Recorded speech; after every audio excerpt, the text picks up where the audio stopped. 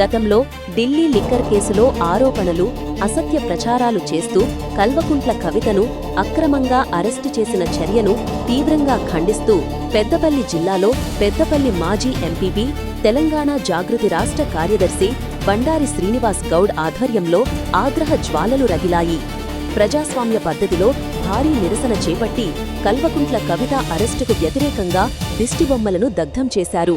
రాజకీయ కక్ష సాధింపుతో పెట్టిన కేసులని తీవ్రంగా విమర్శిస్తూ కల్వకుంట్ల కవితని వెంటనే విడుదల చెయ్యాలంటూ పెద్దపల్లి నినాదాలతో మార్మోగింది. ఈ రోజు కోర్టు లిక్కర్ కేసులో కల్వకుంట్ల కవితకు క్లీన్చీట్ ఇవ్వడంతో కవిత కడిగిన ముత్యంలా వచ్చారని తెలంగాణ జాగృతి రాష్ట్ర కార్యదర్శి బండారి శ్రీనివాస్ గౌడ్, తెలంగాణ జాగృతి నాయకులు, అభిమాన శ్రేణులు హర్షం వ్యక్తం చేశారు.